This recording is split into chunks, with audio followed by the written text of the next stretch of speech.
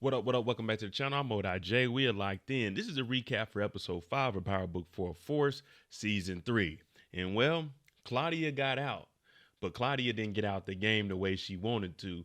Tommy made sure that she was put, I won't even say a box. We don't know where her body is because Shanti came and helped out. But we're going to jump into this and break down the recap of episode 5. If you like power content, hit that like button, hit that subscribe button, turn on that notification bell. Let's get the channel to 60,000 subscribers. Tommy Egan is the man in these streets. Tommy Egan has money that we didn't know that Tommy had because he dropped off another bag to Stacy Marks in her mayoral campaign. So let's go ahead and jump into it. This is a recap of episode 5, Power Book 4 Force. Go Willie, go Willie, go. Go Willie, go Willie, go. Smurf and the whole crew, they out on the block with it. Willie out here doing the stanky legs with no legs in his wheelchair. So everyone is out here having a good old time because that's what gangsters do. We sit outside, we relax, we play cards, we drink, and we keep our guns with us. Well, a truck ends up pulling up, and inside that truck is some members of the Yardies. And the driver, she says, that's CBI right there. They pull up, they roll the windows down, and boom, boom, boom, boom, boom. They start letting off shots. I'm talking about guns, bullets everywhere. They skirt off. No one gets shot. But then we look over. Go Willie, go Willie. R.I.P. Willie gets shot. Claudia was released from jail, and Elise is like, what are you doing? Why are you here? Let's just fly and get away because Elise's family has money. But obviously, Claudia's like, nah, she wants to get even. She wants to go after Tommy Egan. Elise is like, don't you have to snitch on Ortega? She's saying, I'm probably not going to do that, but we're going to have to go after Tommy. And Elise just doesn't understand why she keeps wanting to go after Tommy, knowing that Tommy is very dangerous and capable of taking all of them out. But Claudia assures her, like, listen, me and you, we're going to get away. We're going to go to an island. I just need to take care of this. Whenever you watch a show, whenever you have an opportunity to leave, that's probably the best time. The longer you stick around, the more likely it is you won't make it. Tommy and Claudia finally get on the phone with each other. And Tommy's like, I seen you were escorted out by the police. She's like, what do you want, Tommy? He's like, nah, it ain't what I want. It's what I need. And I need you to meet up with me and meet with me by yourself. I know you got the feds watching you. So show up alone and me and you can talk in person because Tommy doesn't want to talk over the phone. And he's basically letting Claudia know, I run things out here. So you need to get with the program or you're going to get ran over. We see that Stacy Marks is in a dilemma because when Lawrence comes in, he's telling her, listen, I need $100,000 for a brand new boat. She's like, how can I get that? He's like, you're a resourceful woman. You can make it happen. But basically, he's letting her know that the Chicago Police Department, they not going to back you. Remember, we were talking about that money last week. So he's saying you get him $100,000 to buy him and his wife a boat, and he'll make sure that everything runs smoothly so she can become the mayor. Now, of course, at this moment, she's not trying to do that. She's not trying to go down the dirty path if she doesn't have to, because one exposal and it's all over with for her. Tommy goes to visit JP, and JP just sitting there eating. This house, they still got the plastic on the couch. The walls ain't painted. There's been no progress since season 1. But Tommy shows up. He drinks some of the orange juice, and you can tell that JB's mad at him. He's like, what do you want, Tommy? He's like, oh, I was just in the neighborhood. He's like, nah, it ain't you were just in the neighborhood. You know what, Tommy? You actually coming over here and telling me that D-Mac Darnell is back in CBI? That's horrible. We were just doing everything to get D-Mac out of this situation. And JP even calls Tommy out saying, you let him back in CBI. He killed a cop, Tommy, because of you in this CBI nonsense. It doesn't make sense for him to gangbang. Now it's CBI business. Bones, Marshall, Jannard, they all over here. Diamond is passing out some money, and they like, man, we gotta do something, man. The Yardies, they slid, man. They took out Willie. Man. Diamond's like, chill out. I am the leader of CBI. He makes everybody leave, gives them some money, and Jannard's like, man, what we gonna do, man? Diamond keeps saying, man, we gotta talk to Tommy. Jannard's like, see, that's why all of this happened anyway. Tommy was the one that took out the Yardies, and they came and got back at us. So Jannard wants to make a move. And Diamond finally comes to his senses. Is like, you know what? Let's go ahead and make a move then. That's what we're going to do. We're going to try to bring them in the coalition and play a trick on them. Claudia goes to the meet with Tommy, but Tommy gets there early. And what Tommy does is he surveys the area because he knows she's working with the feds and there's no way she came alone. He looks at a couple of cars, he looks at some bums, he says, nah, that ain't it. But then he sees a truck, which is right down the street. It isn't even conspicuous or anything. It's just literally right there. You can tell that there's a stakeout inside of there. So they get on the phone and he knows that they're being recorded. Stacy Marks is telling Claudia, we can't hear. So she puts it on speakerphone, not knowing that Tommy is watching. But then she starts talking about Tommy putting a hit on her. Tommy says, whoa, whoa, whoa. I don't know what you're talking about, but you selling drugs in the Triad Hotel Club or whatever it is, that's a bad thing to say, Claudia. Basically, Tommy isn't saying anything over the phone that would incriminate himself, just Claudia. Then he hangs up. The feds don't get anything from this. After the failed meeting with Tommy, Claudia goes to the Penthouse. Vic is in there. He's pouring up a little bit of drink because he ain't got no job. He just waiting on Tommy to call. And she's saying, this is my place. He said, you're wrong. Dad left all of this to me. He wanted it to be mine. So she's getting upset. And she's saying that Tommy's just using you. He's going to play you and he's going to delete you. Well, Vic doesn't have any other option. He's like, you're in the same thing as me. You're stuck in between Tommy and Stacy Marks. But she starts to talk about him giving up the clubs to the Albanians, but he didn't. Tommy just took them because they were wide open. And she's saying, you need to get those back. Vic is telling her, don't worry about what I'm doing. I'm gonna be all right. He tells her to leave. As she leaves, Ray starts to recognize who that was. Stacy is on the campaign. She's telling everyone Chicago is going to be a much safer city with me as mayor. I'm going to work with the Chicago PD, and they standing there. We see the Lawrence guy out in the crowd. But as she says, we're going to start putting the resources in the right places and doing the right thing. Chicago Police Department, they all turn their back on her, basically signifying to everyone in the city, we don't mess with this mayor. She ain't here for the safety of us. Now, when it comes to police, they treat them way different than firefighters, emergency responders. Police officers, it's like if you do wrong to them, those certain people feel a certain type of way. But Stacy Marks not having the support from the Chicago Police Department is very, very bad. Ray recognized Claudia Flynn. She's like, wait a minute, that's your sister? That means you're Vic Flynn? He's like, wait, let me tell you something. Yeah, I was playing as Jason and I was using you in the beginning. So Ray, she's like, I gotta go, the campaign. You did all this. You were using me. He said, in the beginning I was. But now what I feel we got is special and I really want to be there for you. I just didn't want to blow my cover. And Ray, she's getting ready to walk out that door, get on that elevator. She turns around and she says, are you serious, Vic? And Vic has lied to her about everything. Vic has gave her dirty money. But one thing about love, you can't fight real love. And she comes back in and her and Vic, they get together. After the failed speech, Stacy goes over and talks to Lawrence, and Lawrence is saying, I told you, Chicago Police Department isn't going to back you. You talking about putting a new lieutenant commander in charge of all of this? That ain't what they want. They want more pay. They want this. They want the commissioner and everybody to get their foot off of their necks. So Stacy's now had a change of tune and she's saying, all right, listen, is that offer still on the table? Lawrence says, yeah, it is, but it's no longer $100,000. Remember, I told y'all it's a 50% on top of that. It's $150,000 now. So not only is he going to get that boat for him and his wife, he going to get a car and she ain't going to know where he got the money from because she only knows about $100,000. Vic shows back up to Tommy and Tommy's like, what's going on? When you seen your sister? Vic is like, you know she's out. I'm pretty sure you talked to her. He's like, yeah, you right. But we need to make sure that Stacy Marks fed. We keeping her occupied and we making sure that money is good. So Vic is like, all right, cool, man. What are you trying to do with my sister? Tommy's like, don't worry about that.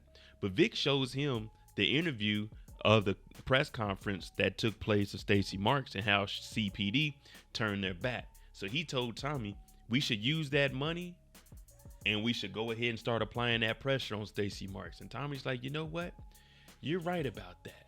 You were right about that. So he said, how did Stacy Marks get you to flip?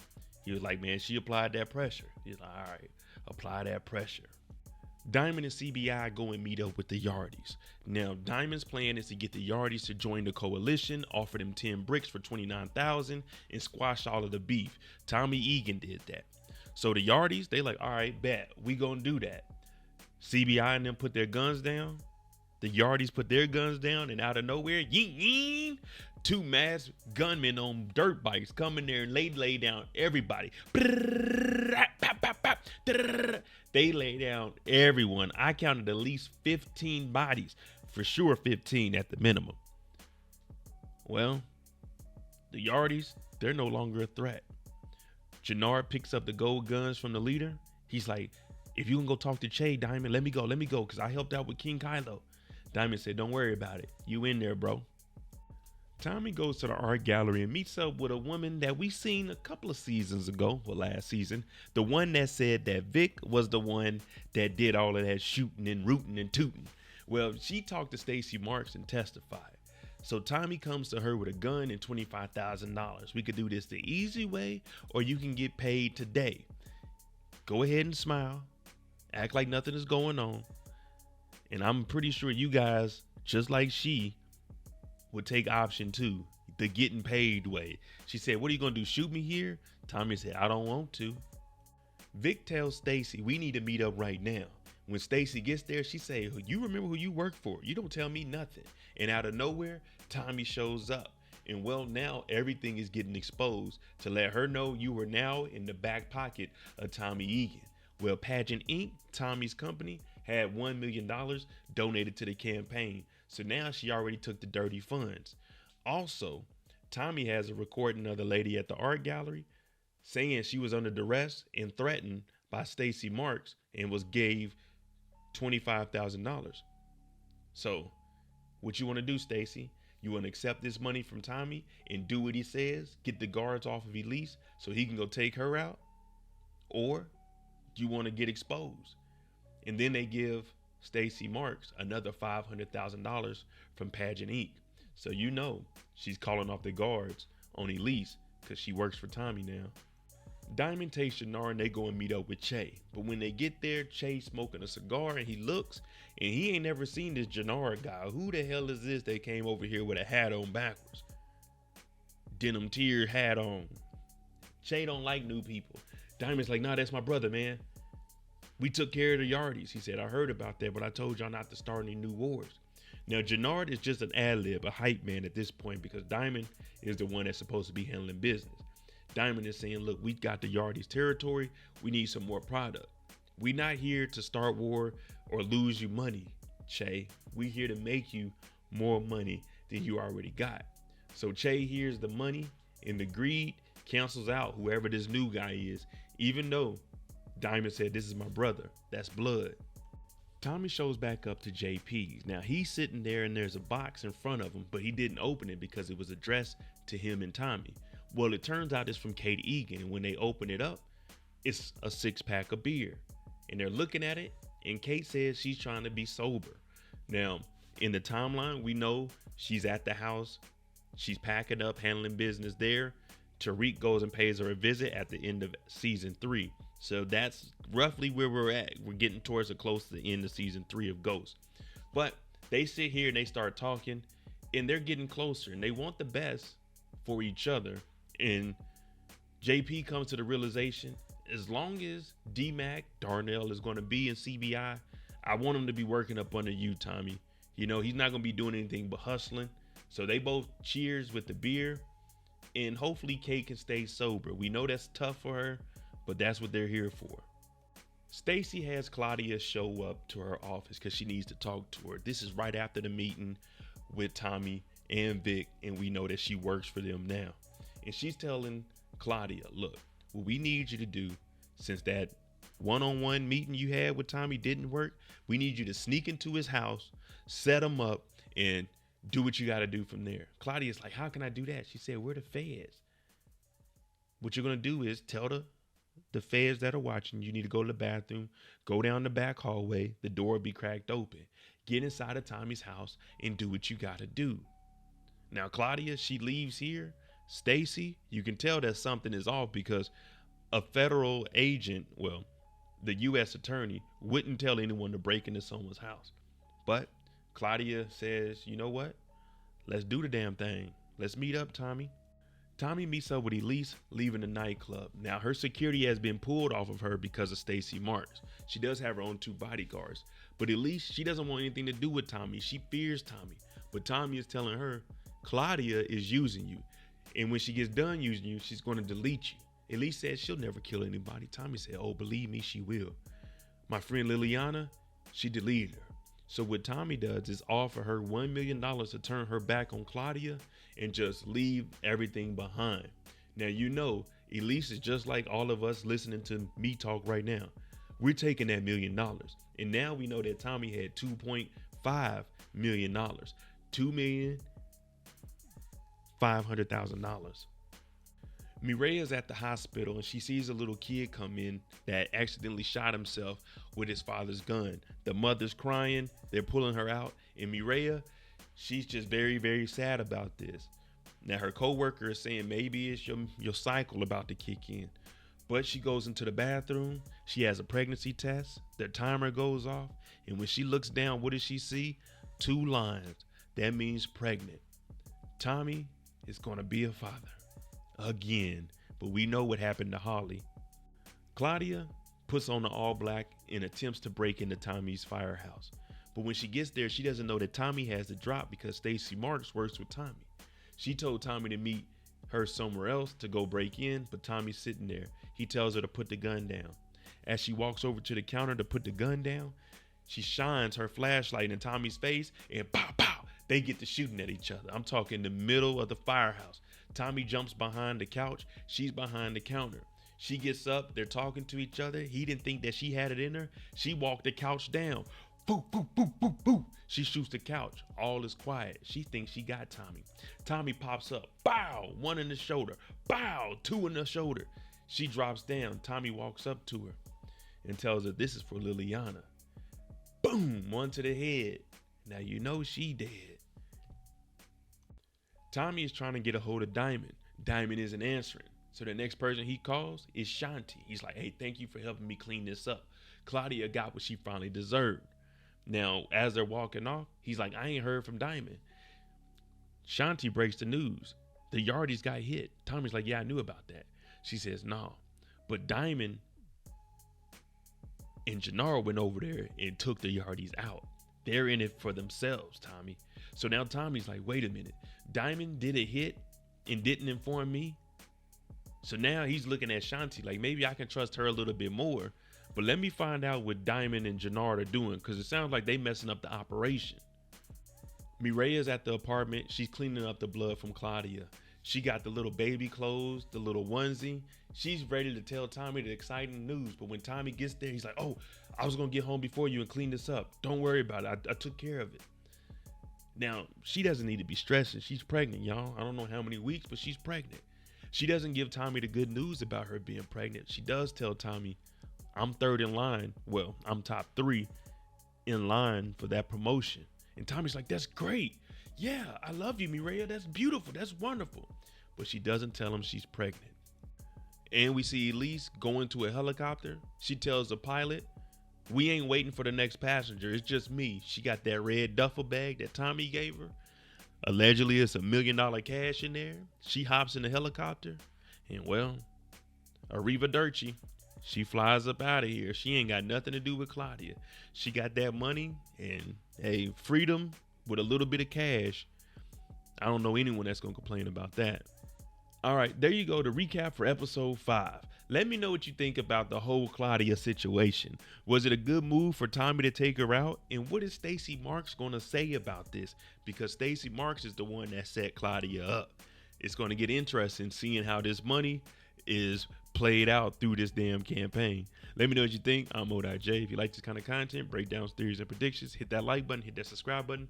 Let's get to 60,000 subscribers. Thanks for watching. I'm out.